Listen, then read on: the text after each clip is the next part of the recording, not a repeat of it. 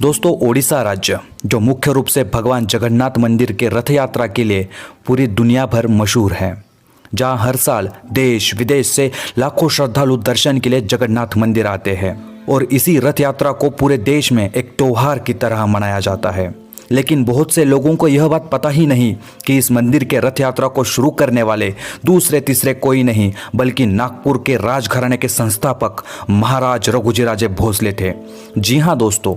यह मंदिर एक समय धन और वैभव से काफी संपन्नशाली था, परंतु इस मंदिर में स्थित धन की लालसा में कई सारे विदेशी आक्रमणकारियों ने इस मंदिर को लूटा, जिसमें फिरोज शाह तुगलक, जहांगीर, अकबर, औरंगजेब, बंगाल के नवाब जैसे कई सारे बड़े बड़े शासक समाविष्ट थे, जिन्होंने केवल मंदिर की धन संपत्ति को ही नहीं लूटा बल्कि मंदिर के बहुत से हिस्सों को भी तोड़ दिया और मंदिर के आसपास रहने वाले हिंदुओं को मारकर बड़े पैमाने पर रक्तपात किया, जिसकी वजह से मूर्तियों को हर बार मंदिर से बाहर सुरक्षित स्थान पर स्थलांतरित करना पड़ता था।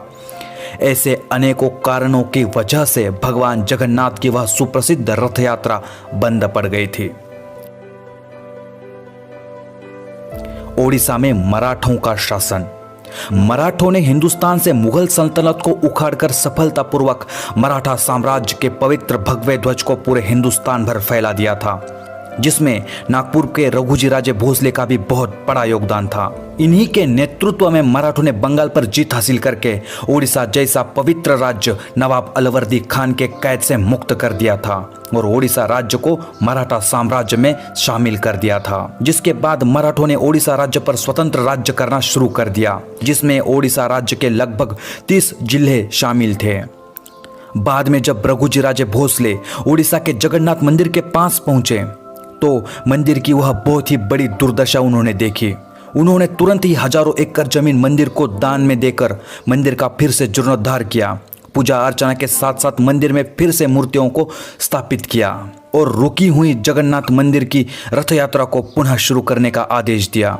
और इतने पर ही वो रुके नहीं, उन्होंने जगन्नाथ मंदिर का बहुत सारा विकास किया,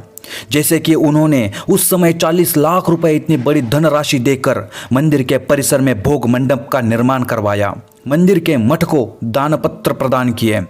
यात्रियों को रहने के लिए मठ का निर्माण भी करवाया और साथ ही साथ लगभग 22 धर्मशालाओं का भी निर्माण करवाया। और इतना ही नहीं, जगन्नाथ मंदिर के महाद्वार के पास 34 फुट का अरुण स्तंभ है जो जगन्नाथ मंदिर के 25 फुट के अंतर पर है, उसे भी मराठों ने ही स्थापित किया था। और मराठा शासन काल में उस समय सालाना 20,000 रुपए जगन्नाथ मंदिर की रथ यात्रा पर खर्च कर दिए जाते थे। और इसके अलावा भारत के सभी राज्यों के लोगों को जगन्नाथ मंदिर का दर्शन हो सके, इसलिए उड़ीसा के कटक से कोलकाता, नागपुर, जयपुर, मद्रास, विशाखापट्टनम, कलिंगपट्टनम जैसे अनेक रोडों का निर्माण भी मराठा शासनकाल में ही किया गया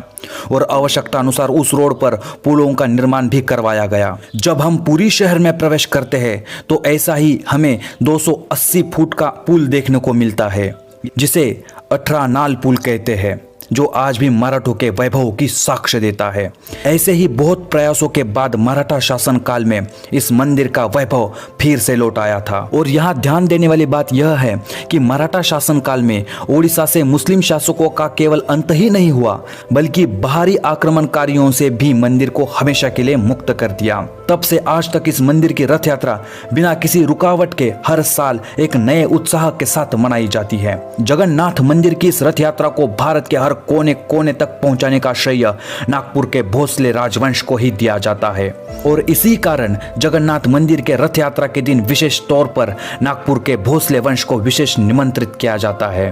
और इसी प्रकार आज हमने भगवान जगन्नाथ मंदिर का मराठा शासन काल में किया गया योगदान एवं जीर्णोद्धार इस बारे में हमने जानकारी प्राप्त की। अगर वीडियो अच्छी लगे तो वीडियो को ज्यादा से ज्यादा भाइयों तक शेयर